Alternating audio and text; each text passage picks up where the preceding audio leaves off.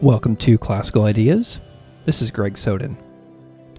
The overt sexuality and sexual violence and assault found within the Bible is often shocking to the high school students with whom I have taught in my religious studies classes over the years. The most common sentiments are, "I can't believe this is in here," and "How did I never know the Bible said this?" Oftentimes, students might reel a bit from the vividness of biblical stories, and then the question becomes, how do I engage with this information? What does this mean about my own life? What does this mean in the terms of this religion, which might be practiced by millions, if not a billion or more, people? My guest on this episode is Dr. Rhiannon Graybill, who asks these questions. And this is an episode about engaging with biblical texts that contain terrifying scenes of sexual violence. Just a warning that this episode contains troubling stories of sexual violence within the Bible and may not be appropriate for all ages. Dr. Graybill offers a preview of our topics as well in the conversation and what to consider before listening to the entire duration of our conversation.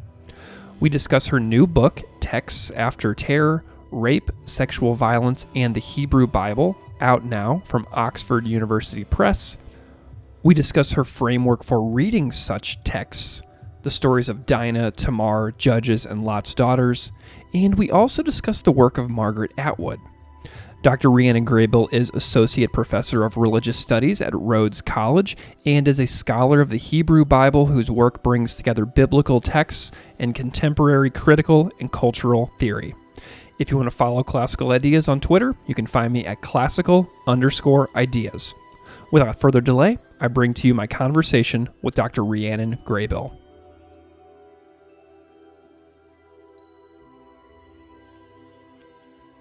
Dr. Rhiannon Graybill, welcome to Classical Ideas. Thank you so much for having me. It's wonderful to be here. Well, I'm delighted to have you, and I'm excited to talk about your work and learn all about all the wonderful, fantastic work that you're doing in your field. But before we dive into all of that, I'm wondering if you can just spend a moment and introduce yourself to the audience however you see fit. Sure. So my name is Rhiannon Graybill, and I teach religious studies at Rhodes College in Memphis. I've taught there since 2012. I'm the author of this book we're going to talk about, Texts After Terror, which is about sexual violence in the Hebrew Bible, but I have an earlier book about masculinity and the Hebrew Bible. Yeah. Awesome. Well, I'm curious about your situatedness within the topics that you study, because, writing about sexual violence in, religious scripture is not, it's something that there probably has to be like a really specific backstory to how you landed on that. And you write largely about the Hebrew Bible, and I'm interested in the origin story of your path towards these areas of interest. Sure. So studying the Hebrew Bible was not my life plan from the beginning. I went to college and I was going to study English literature, and I needed a fourth class because my schedule had a hole, and I wanted to take Intro to Religion and it was full. So I took Intro to the Hebrew Bible with this great scholar named Rachel Haverlock. And I love the class. And I love that I thought I knew what was in the Hebrew Bible. And then I remember we were reading. And so there's a story in Exodus 4 where God tries to kill Moses in the middle of the night, and Moses only gets saved because his wife Zipporah smears some blood from this like middle of the night circumcision, and it saves Moses's life. And I was like, what is happening here? Oh like, I grew up reading the Bible, going to church. Like, how do I not know about this? And so then I was hooked. But I also love that the Bible it's one object of study, but you can use feminist methods, you can use queer methods, you can do all kinds of different things to it. I didn't originally start either with sexual violence. I was always interested in feminism and in thinking about kind of like feminist approaches to text. But in college, I was like, oh, I'm over women's studies. That already happened. And so I studied this thing called interpretation theory. Mm-hmm. It's just like this postmodern soup. It was great.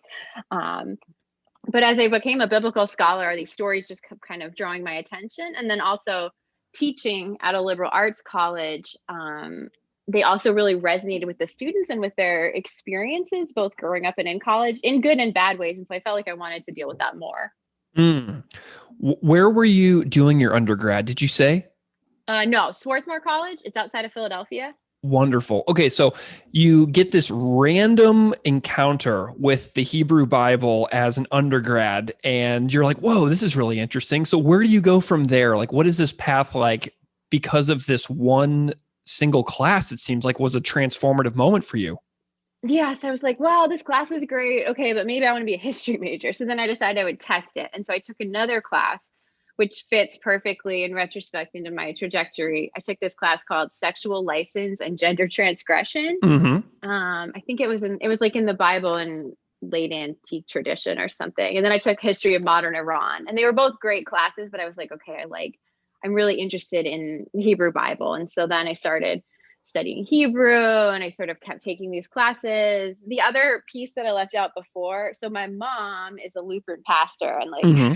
growing up, she would always talk to me about, about the Bible, but also feminist approaches. So like in retrospect, of course, that played a big role in it too. I thought I was like doing this family rebellion because I wasn't going to be a lawyer, which is what my Mm. dad was. So then like I ended up in my mom's field instead. But yeah, so I went I to love it. Berkeley for grad school, and then I ended up at Rhodes, which is just a lovely place, the lovely colleagues. Awesome. Do you have any sort of like academic precursor scholars who sort of helped you find your path as you were like navigating into what would become your areas of specialty? Good question. So Rachel Haverlock, who was at Swarthmore, she was actually just visiting that year. She was wonderful and really helpful and has been really supportive to me throughout throughout my career. I went to Berkeley and I studied with Robert Alter, who has done really great work on literary readings of the Bible. He's a very established scholar. He's written like 28 books or something. So he was wonderful to study with, but he was also, I think I was one of his last students before he retired. And so he had a Mm, lot going on. I sort of was, I would love to say that I had a great mentor in grad school. I really didn't. But I mm. sort of just like fumbled my way and I found people in the field. And now I have a lot of really great supportive colleagues. But I think sort of what I do is unusual in biblical studies. And partly it's because I was just sort of cobbling it together. I think it worked out, but for a while there, I wasn't sure that it would. Does your lack of like a really foundational mentor shape the way that you possibly mentor and some of your own students? Yeah, absolutely. I try always to mentor my undergrads and then also like graduate students or other early career people that I meet in biblical studies. I think biblical studies has a real problem with the sort of like doctor father model, which I think is actually super creepy. Mm, There's this kind of way that advisors will try to clone themselves and their students, and it's very, I don't know how much the audience is familiar with the field of biblical studies. It's 76% male. hmm. It's got some creepy gender dynamics. It's got some real racist dynamics. And so I try as a person in the field who has established myself in some way and work against that. But yeah, Nice. the first time I went to the annual conference, I was just like, what have I gotten myself into? This is terrible, but it got better. Well, and I tell you what, this is the kind of show where I totally welcome those kinds of thoughts and ideas. Just to be Okay, put great. under sunshine. Let's put some sunlight right on these problems and talk about it openly. So I welcome those kinds of thoughts and ideas here. Yeah, I mean, one thing I will say is that part of my interest in forms of sexual violence that aren't dramatic, but that are still sort of like that eat away at your sense of self a little bit of it. I mean, some of that comes from professional encounters in the field too. And Yeah. so I think that's one reason that I hope this book will resonate with readers. I mean, I hope it doesn't, right? I hope that other people aren't having these experiences, but I know that they are. Right. Well, before we get into the book, and your work more broadly, we're likely to discuss some topics that may be traumatic for some listeners. And I'm wondering if you might have a caveat to offer possibly about some of the topics that we're going to get into in our conversation. Sure. So my book talks about, and I'm sure we'll talk about in our conversation, rape, gang rape, murder, gender-based violence, but also sort of more other forms of sexual violence like sexual harassment, everyday kind of experiences of sexual violence. And so, I mean, it's in the subtitle of the book because I don't want readers to be surprised, but it's definitely something that we'll be talking about. I try to approach these questions from a feminist and from a queer perspective and sort of also to center the voices of survivors. But I also am interested in finding other ways to talk about it. I think sometimes we talk about sexual violence and it's just sort of like the same thing over and over again. And so some of my takes I think are a little bit different, but I always want to do that with respect for survivors and for people experiencing sexual violence. But it's definitely going to be central. Fantastic. Okay, well, thank you so much for that. Just as a note to listeners out there that, we may talk about some things that are, traumatizing in general, but you study sexual violence in the Hebrew Bible, which is a daunting and likely horrifying topic to study, like, because you subject yourself day in, day out across your entire career to these stories, which can be quite like traumatizing. I'm wondering if you can tell me a little bit about your own work habits in order to balance your own personal and mental health with that of what you study for a living, because, this seems like something that would be very important to have like a work-life balance with relation to. Yeah, definitely. It's funny. My mom one time was like, Rhiannon, you always study just the worst things. Like, when are you going to write about something happy? And I was like, this is what I'm interested in. But you're right. It can be something that can really sort of take over. For me, I found that because I was thinking about these issues in popular culture and in my own life, right, I started sort of focusing on this topic in particular, sort of around the time that the Me Too movement was really blossoming and sort of around the Weinstein stuff. And so actually making it a focus of my work in some ways lets me channel some of that kind of distress and anxiety into something that sort of is more focused. That being said, you can't spend all your time just reading stories about rape. And so I think one thing is that having a network of feminist scholars and friends that I can reach out to has been really important. I have two colleagues in particular, Meredith Minister and Beatrice Lawrence. Before this, we edited a book about rape culture and teaching. And so having them to talk to has been super helpful. Another thing is Excellent. I find that teaching is a really good kind of interruption, because when you're writing a book, you have to think long thoughts, right? It takes a long time to write a book.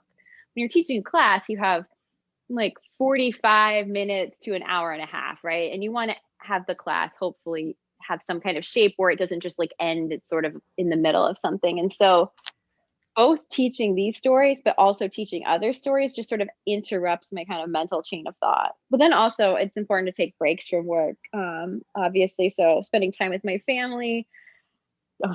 Pandemic made it hard for everyone, right? We went Yeah. to the park a lot. I had a baby in the pandemic, so that was lovely. And so she's this adorable little 8-month-old now, and we spend a lot of time, she doesn't care about rape in the Bible. So we spend a lot Right. of time like looking at pictures of dogs and giggling. So that's a wonderful break too. Wonderful. Okay, well, that's good. I'm glad that you have some balance, because it's a hard topic, but I'm glad that there are people like you doing this kind of work, because it's important. And I'm glad that you're able to find that balance between these topics and your own life in a way that is sustainable, because doing this for a long career, it matters. So I'm glad that you have that. Well, I want to get to the newest book in just a moment, but I feel like we could upset the narrative a little bit of your work in our conversation if we brushed past your 2016 book, which is called Are We Not Men? Unstable Masculinity in the Hebrew Bible. So in that book, you discuss the difficulty of the male body for Hebrew prophets. And I'm wondering if you can tell me a little bit about this book to catch me up to speed, which we can then use to segue to your next book. Sure. So Are We Not Men is, like you said, it's a study of the Hebrew prophets, and in particular of the way that the male body functions in prophecy. So I was very interested in writing this book and sort of thinking about all the ways that biblical prophets fail at being men according to the standards of biblical masculinity. And so there are all these ways that the prophets act, and in particular things that their bodies do that don't conform to what you would expect for ancient masculinity in the Bible. So for example, Jeremiah is always complaining, and there's this way that his use of his voice is very not kind of how a man is supposed to talk. Or the prophet Hosea marries a prostitute. He's commanded to do this by God, or it's actually like a wife of whoredom or a promiscuous woman. So he has this kind of queer marriage. The prophet Ezekiel performs all of these unusual sort of like scenes of self-torture that God has commanded him to do. And so I was interested in thinking about how all of these scenes are ways that masculinity is disrupted. So in the book, I set each biblical prophet against a kind of contemporary text or film. So like I talk about Hosea together with the film The Exorcist. I talk about Ezekiel together with this German judge named Daniel Paul Schraber, who wrote this book called Memoirs of My Nervous Illness. And in each of those, I'm interested in kind of drawing out how the performance of masculinity is ultimately like a queer performance of masculinity. Interesting. And so, yeah, it was a fun project. That sets up kind of thinking about the body, some of the like thinking about violence against the body, and then also like reading ancient texts with modern things. Wow, it kind of reminds me of John Stoltenberg's "Refusing to Be a Man," that book from like the late 1980s, which is seeking to like upset the notion of what manliness is in modern society. Does that make sense?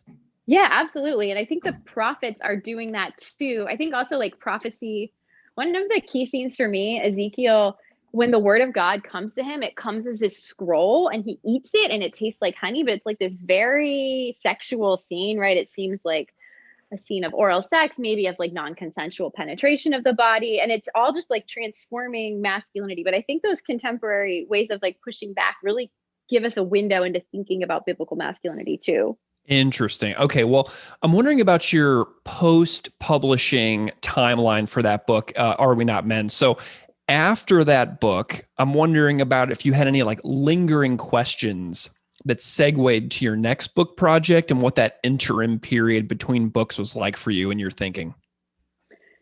So after I finished Are We Not Men, I was happy with the reception of the book, but also I felt like there was a way that masculinity studies, which my book was sort of being slotted into, became this way not of critiquing or thinking critically about masculinity, but just sort of like uncritically reproducing norms of masculinity. And so I was sort of irritated about this. And I started this project about cannibals in the Bible because I was like, well, this is something very different. That project is like still languishing. But then I was like, well, I wrote about men. I'm going to write a book about women now. Like this will be a great segue, like a very obvious segue. So I was going to write just a book about biblical women. But then I realized the stories I was interested in were consistently stories about sexual violence. And so it went from this sort of larger, more descriptive project to being a book about sexual violence and kind of it eventually became Text After Terror. I think that this is something a lot of us experience in lots of kinds of projects. Being more focused can make something work better, but it sort of started just like women. And then now it's a book about obviously sexual violence and specific stories. Excellent. Okay, so your new book, Text After Terror, Rape, Sexual Violence, and the Hebrew Bible, just out in 2021 from Oxford University Press. What was the release date? Do you know off the top of your head? So it was shifted a little bit because of COVID. There were some delays. I think it's May 7th. Okay, cool. So it's brand new, which is fantastic. Tell me about how this book took shape in your mind during the planning stages and sort of what you were setting out to do originally. So when the book started, I was feeling frustrated. So this frustration at the way masculinity studies had kind of neglected thinking critically about gender, but I was also feeling frustrated about the way that it seems to me like feminist biblical criticism would do the same thing in responding to stories about sexual violence. So there was this sort of script that you got very used to hearing about how we would read each of these various stories. And it involved sort of talking about the story, talking about how terrible it was, like we all agree it was terrible, and then we move on. And so partly I would hear like conference papers, partly this is something I would read a lot. I felt like feminist criticism, like we needed to do something different. And I was also unhappy about the way that feminist criticism was asked to sort of perform this work of being sad about the sad parts of the Bible so that other scholars could do other things. So often like an intro class, a graduate class or maybe an undergraduate class, you'll have like 1 week on feminist criticism and you'll talk about like the sad gender stories and you'll read a little bit of Phyllis Tribble and you'll be like, yes, this is truly sad. And then you'll move on. So I wanted to do something different from that. And so that kind of led me to thinking about rape stories. The other thing is that Emma Nagus, who is a graduate student in Sheffield, invited me to speak at a conference about rape and sexual violence in the Bible. And that's where I started thinking about how we could approach these stories differently. And I came up with this kind of paradigm of fuzzy, messy, and icky, which I'm guessing we'll talk about in a little bit. And that's where that sort of was born. I love it. Okay, so the title is a play on a different classic book's title, Tribble's Texts of Terror, and I'm wondering if you can talk about the reshifting of the title Texts After Terror from Texts of Terror. So Text of Terror, Tribble's book, is an absolute classic. It's a response to 4 stories that she introduces this phrase, text of terror, which is often applied to texts that have extreme misogyny, extreme gender violence. So she talks about 4, she calls them sad stories in the Bible. And this is like a really important book for how to for acknowledging the gender violence in the Bible. So it's wonderful. And I want to say that I found it was very influential for me. It's influential for a lot of people. The other thing about this book is it's as old as I am. So it isn't a new book, and it still kind of dominates the way that we think, this kind of framework of text of terror. And so I'm interested in thinking after, and that after is not a replacement. So it's building on this existing feminist work. But I think thinking after terror is also important as a way of opening space for the idea that terrible things can happen, right? Gender violence, rape, things like that. But there also is an after for many survivors. And I think erasing that is actually really bad. I also think that after there's a part I thought about, I don't remember if I included this or not. Emily Dickinson has a poem, After Great Pain. I was interested in that. I think about after, right? You can call something after someone as a kind of tribute to them. So it's doing all of that work of after, like what happens after the bad things. Yeah, well, and that even speaks to the reader as well, because I'll never forget moments of like being, a young university student and reading narratives of history that upset the the white supremacist perspective that I was essentially handed to in my formative years, and seeing ways that the perspectives that were based on the settler colonial mindset of the ways that we're taught about narrative within the United States specifically. Mm-hmm. And so I really like the idea of the after terror, because after I learned these different perspectives, I was not the same again. Do you know what I mean? Like the reading, and then you have the after the reading as well, how you're a different person and how these texts can change the way we are as people just because we've read a story. Does that make sense? Yeah, absolutely. That's definitely a big part of it, right? The way that you're different in the after. And also, I think building on your point about settler colonialism, also the way that after the terrible thing happens, there also are often survivors in that community, right? So you can think about how, right, the we're still here argument from Native American communities, from Palestinian communities. And so there's the after changes you, but also there are still, you can't just be like, oh, that was a terrible thing that happens, I feel sad about it. You also have to reckon with the fact that it's still happening and there are still people in the aftermath. I love it. Okay, so the opening line of your book talks about your friend who refuses to watch even critically acclaimed films if they contain a rape scene. And that reminded me of someone I know who is vegan, who said they refuse to watch or read more information that contains evidence of animal suffering and death at the hands of humans and like the animal industrial complex. And you mentioned you tried to avoid the Bible's rapes for a while yourself. And so what changes your mind and brings you around on focusing on this? I think the biggest thing that changed my mind was teaching students who would consistently talk about how the way that they learned about the Bible in school or in their religious traditions growing up was very much like it traumatized a lot of them because it was very much blaming the victim. It was very much sort of using the Bible to justify shaming, to justify rape culture. So that was a big part of it. I remember I was teaching the biblical rape laws on the day of the Kavanaugh hearings. Mm-hmm. And so it was an uncanny kind of echoing, because in the biblical rape laws, right, you need to have, if a woman, like the idea of a woman crying out, like you don't believe the woman that it happened unless there are witnesses, unless she's someplace where no one else can hear. And so the sort of way that Christine Blasey Ford's testimony was being received, I couldn't get past the kind of stickiness between what was happening and sort of what was happening in the Bible. And so that, I think, was a big thing that kind of brought me back to it. So I was just frustrated, and I felt like we as biblical scholars were not thinking about these rape stories in interesting ways. And so the other sort of flip side of that was I felt like there was a way that often well-intentioned people would talk about the rape stories as the worst thing that ever happened. And I found this really unsettling, knowing that also when I was teaching, like every class I taught, there were survivors of sexual violence in the class. I don't actually think it's helpful to tell people sitting in a class, the worst thing that ever happens to someone is rape, and this happens to someone in the Bible, right? When you have somebody sitting there that's happened to too. And so I wanted to think about a way we could acknowledge sexual violence, but not just sort of have the response be itself a form of re-traumatizing survivors.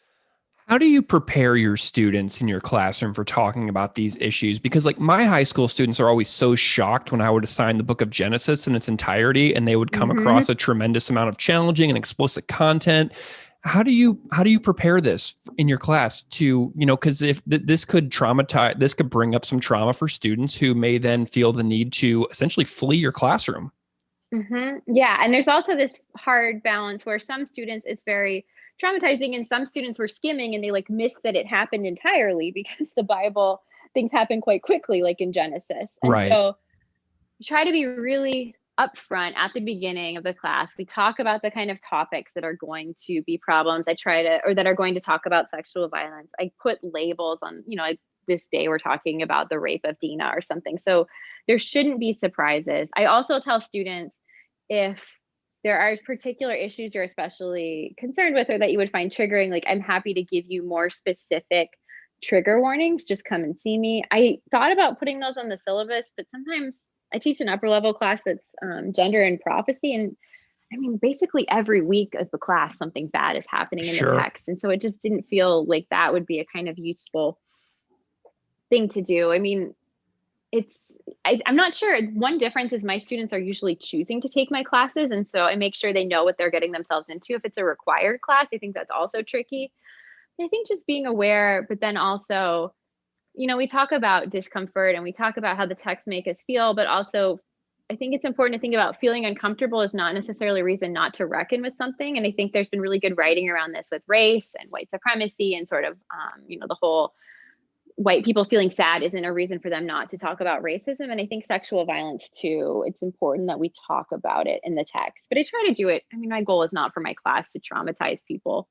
Excellent. Okay. So in the book, you mentioned you looked for new ways of reading these violent stories, which obviously you want to offer new things to your academic field. So you have to look for new ways of reading stories like this. So I'm wondering about you, if you can compare like your old way or common old ways and any modifications you made to read them in new ways.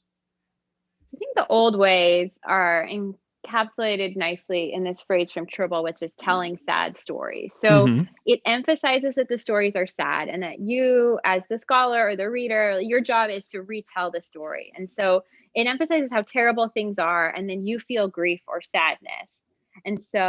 And maybe you bear witness. This kind of sort of religious language of witnessing is also a big part of it. So I think that is a kind of old way. I'm interested in thinking about stories. I talk about unhappy reading as an alternative, and I see that as a more kind of dynamic process, which doesn't necessarily mean the stories aren't sad, but it means that you as the reader have kind of a responsibility and also a freedom to think about different ways of telling the story. And so I talk one point in the book about some kind of strategies that we can use as readers. So I talk about not assuming a position of innocence, which can mean not assuming that the Bible is always good or like on the side of the values that we would want it to have. It also means not assuming that we as readers kind of have like an innocent encounter with the Bible. We always bring our own histories to reading the text. I also Mm-hmm. talk about not being a paranoid reader. And I got this idea from Eve Sedgwick, who is an important queer theorist. So sometimes you can approach the Bible and be like, everything in the Bible is terrible. It's just full of rape. The Bible is just going to hurt me. I don't want to encounter it. And I think that kind of paranoia can also kind of shut down the way to sort of encounter specific stories. Try to pay attention to the way that stories make us feel. I talk about this language of affect and sticky affect. And then I've also found putting biblical texts together with contemporary stories can be a really useful way of kind of shaking them and showing new ways to understand them. So for me, one big text was, there's a short story by Kristen Rapinian called Cat Person. You might remember it. It went pretty viral, I think in 2017. It's about this college student who has this just like really icky, gross sexual encounter.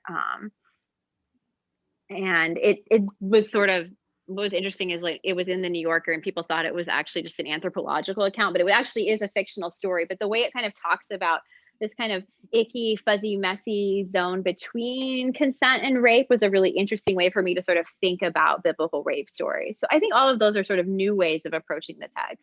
Wonderful. Well, let's talk about this framework a little more specifically of fuzzy, messy, icky. You write in the book that some of the frameworks are exhausted, dated, and even unfeminist. And so I'm wondering if we can talk about this new framework a little more specifically, maybe break down each term a little bit for me. And, if you have an example that jumps to mind about each one, that would be really illuminating for the listener as well.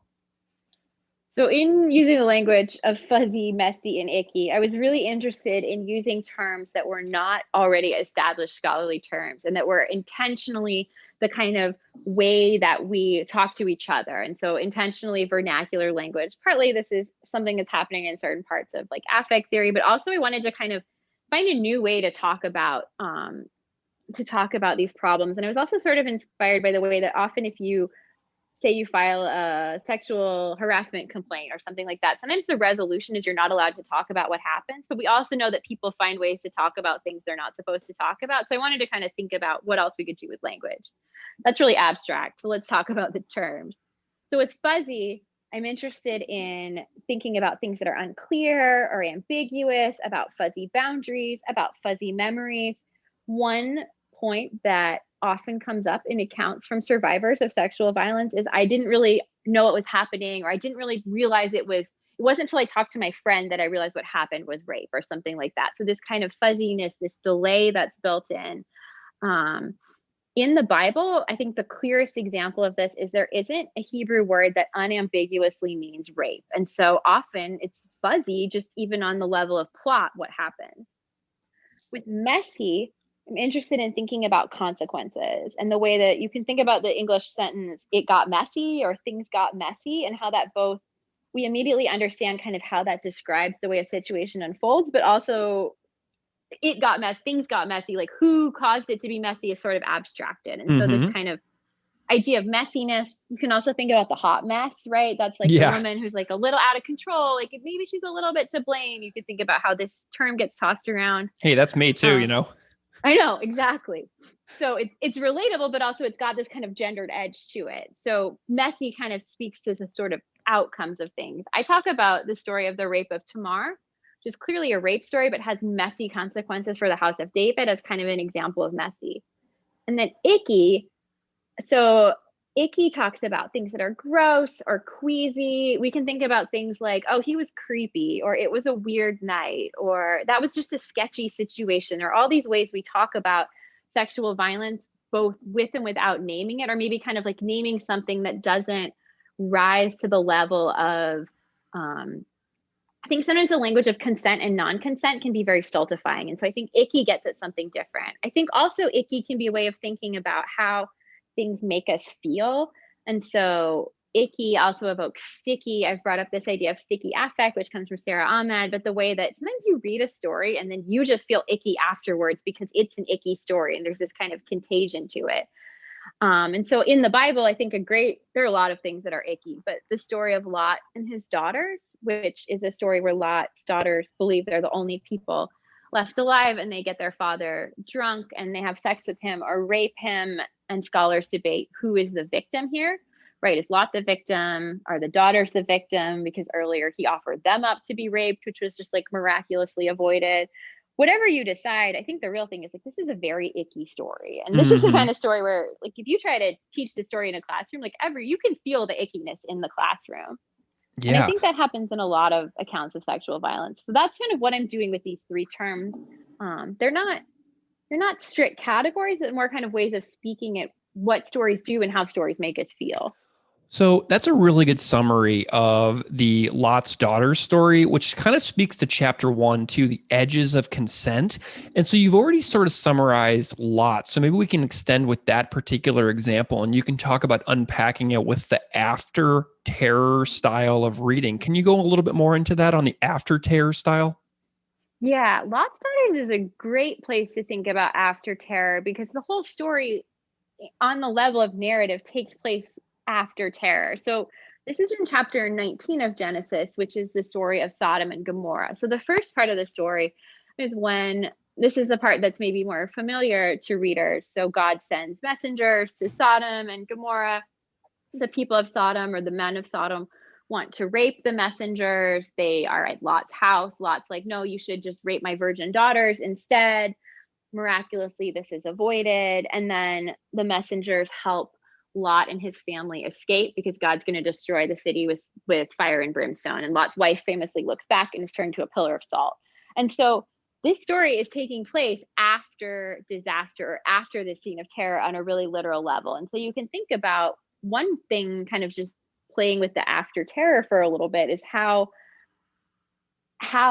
these daughters and Lot, and the daughters don't have names, which of course, tells us about the status of women, the way their narrative role. But so they're literally living after terror. You can think about how they're traumatized. You can think about how maybe they're finding a way forward. They think they're the only survivors left on earth, which is also interesting because they've previously been in this little city after Sodom and Gomorrah were destroyed. So they know there are other people, but they have this sense they're the only people left alive. You can think about how they've been changed by their experience, and they've been changed kind of by their trauma. I think this story also, right, it's clearly fuzzy, it's clearly messy, it's clearly icky. Some scholars argue that the daughters are acting like in their own best attempt to continue kind of human survival on earth. Some scholars argue that they're rapists. Some scholars argue that they're victims, that the whole thing is a kind of patriarchal fantasy. Like, of course, the father who wanted to rape his daughters would imagine his daughters wanted to rape him, and it's all a kind of cover story. So I think all of those are interesting and important ways to approach the text. So like in a classroom, I would talk about all of those kind of possibilities. But I think also reading after terror, we have to hold open, first of all, that there is an after, even if it's not the after that we want. Second of all, that we might not feel happy about the way the story ends. Like in some ways it would be more cathartic if it was like Greek tragedy, and they died in a dramatic way, like Antigone in her cave or something, but that's not what happens in the biblical text. And so holding open the fact that there is a kind of after, even if it's not what we want, I think is important. And then also thinking about how this story sort of touches on or is sticky or contaminates other kind of stories about biblical fathers and daughters. The daughters' children become the Moabites and the Ammonites, who are neighbors of the Israelites, and sort of they have kind of complicated relationships. Like Ruth is a Moabite, for example, but generally Moabites are viewed as sort of promiscuous neighbors that are very desirable but should be avoided. So you can think about kind of how this story opens onto that. But just sort of like having keeping all those possibilities in play, rather than just being like, this is truly a tragic story and now we're done, let's move on. Interesting. Okay. Well, so you mentioned like the messiness of that. So let's take an example where people feel like it's maybe a little more clear. I feel like the story that you mentioned from the Levite's concubine in Judges 19, which is a really famous example of sexual violence. And you even say that like most readings miss troubling ambiguities in Judges 19. And I'm wondering if you can talk about that story a little bit as well, because you even leave that one open a little bit more, which I found fascinating. Yeah. So Judges 19 is a companion story to the story in Genesis 19. And there are a lot of parallels. So there was a whole kind of biblical scholarship where you'd be like, isn't it great that these stories are similar? And you would neglect that they were both stories about rape and violence and things like that. In that story, in the Levite's concubine, again, the woman is unnamed. She's a Pelegesh, which is like concubine or secondary wife. It's sort of unclear how to translate it. So this Levite, so the woman flees from her husband and she goes to her home and she stays with her father, and her husband, the Levite, comes to follow her. And then they stay for a while. They're delayed by her father. Eventually they leave to go back home, but they leave too late in the day. And so they're forced to stay overnight in the town of Gibeah, which is in the land of Benjamin. This old man invites them to stay with him. And then the men of the town, and here you have a clear echo of the Sodom and Gomorrah story, the men of the town come and knock on the doors and they're like, we want to know your guest, which means to rape your guest. And so instead, the old man is like, why don't you take my virgin daughter and his concubine instead? And they say no, but then it says he pushed the concubine out. So one of the ambiguities is it's not clear whether it's the old man who's the host or the Levite who's the husband who pushes her out. She's pushed out of the door. She is raped all night long. And then she is left on the threshold. And then in the morning, the Levite comes out. He says, get up, it's time to go. She doesn't say anything. He puts her on his donkey and they go back home. When they get home, he cuts up her body with a knife and sends into 12 parts and sends the 12 parts to the 12 tribes to say, look at this terrible thing that happened to me. So the other really disturbing ambiguity is the text never specifies when she died. It doesn't seem important to the text maybe to mention this. The Greek translation of the Hebrew actually clarifies that she's dead before they leave in the morning, but the Hebrew doesn't actually address this question at all. And I think this is a really important, if incredibly disturbing, detail in the text. And I was surprised that a number of feminist scholars treat the concubine as good as dead after she's been raped, whether or not she has been murdered or not. So I think it's important who murders her, right? Is it the men or is it her husband? And when does this death happen? And I think those are details that are important details. And if the text might not give us the answer, but I think it's important that we don't gloss over that. Oh my gosh, it's so interesting. Well, and Mhm. you allow for a lot of unhappy reading because a lot of these things don't have like tidy bows that we can tie on top of a completed package. You know what I mean? So unhappy reading can be dissatisfying to humans who read stories where we tend to need a tidy package. Does that make sense? Yeah, absolutely. That's And I'm exactly what I'm thinking with that. Yeah. So what, like how much you encourage readers to open their minds to allowing for unhappiness and being okay with that unhappiness after they finish reading something? Yeah. So I think that's really important for readers. And I think it's really hard for readers because we want resolution, right? And sometimes we want the satisfaction of a really good sad ending. And sometimes sometimes we want a happy ending, but I think also the kind of ambiguity that a lot of biblical texts leave us with, this terrible story with the concubine then leads to warfare. And then the tribe of Benjamin, no one wants to marry them because of what they did to the Levite. And so then there's this scene of mass kidnapping and genocide that follows because they need to get wives. So this sort of first unhappiness unfolds into other unhappinesses. But for unhappy reading, I think it's important. First of all, it acknowledges that unhappy or terrible things happen. Second of all, a story might make you feel unhappy. You might also be unhappy about how you feel about a story or feel about a reading. And so sometimes it's uncomfortable that you are so used to a story that it actually doesn't bother you anymore, right? And then you might feel bad about not feeling bad about the story. And I think also like unhappiness is a lack of closure. Like you said, that's really important. You can think about how we can talk about a felicitous plot, right? That has a story that comes to an ending. And some of these stories are just unhappy in that they don't do that. But I think holding space for that kind of unhappiness is a way of allowing us to really feel what's happening in the text, feel how it's affecting us, and sort of opening ultimately more interpretive possibilities. Mm. I'm wondering if you have any thoughts on the connection between sexual violence in the Bible and sexual violence in our contemporary society today. Does the sexual violence of the Bible lead to any preconceived notions or allowances around sexual violence now? Absolutely. I think that the presence of sexual violence in the Bible is a big part in normalizing sexual violence. I think it contributes to purity culture, which also is clearly linked to rape culture, as scholars like Sarah Mosliner have talked about, as popular feminist thinkers like Jessica Valenti have talked about. I think that the way that the Bible is used in many, not all, but in a number of religious communities can be used to sort of either justify sexual violence, to kind of justify a sort of she had it coming.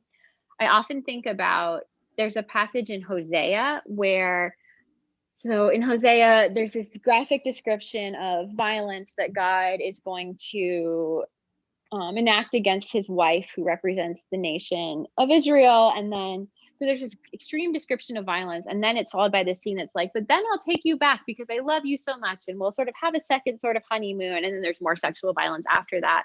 I had a student tell me, I was teaching this text, and the student told me, oh, we read this at my cousin's wedding, but I didn't know what came before. And I think that's so telling, right? I mean, you could cut out this like nice little piece, but the larger kind of framework is this justification of sexual violence. So partly I think that's why it's important to know about the sexual violence in the Bible, because sometimes it's upholding contemporary rape culture, even without people realizing that it's part of what's contributing to that. Mm. Something that's really fascinating about your work is the way that you tie in the work of Margaret Atwood. who I am a big fan of. I'm a big fan of Atwood's Mad Adam trilogy, especially Oryx and Crake. Love that book so much. So good. Yeah, but your conclusion chapter uses Margaret Atwood's Handmaid's Tale and the sequel Testaments to tease an after, even in horrible situations. So Atwood seems to be an important figure to you as well. And, you even edited a volume on Atwood's work called Who Knows What We'd Make of It If We Ever Got Our Hands on It, The Bible and Margaret Atwood. So I'm wondering if you can talk to me about the influence of Atwood within the scope of your work, because I just found that to be a really interesting inclusion, based, especially considering the Hulu series of The Handmaid's Tale, that and the recent Testaments release as well. Yeah, I love Atwood, and Oryx and Crake is so great. It's the best.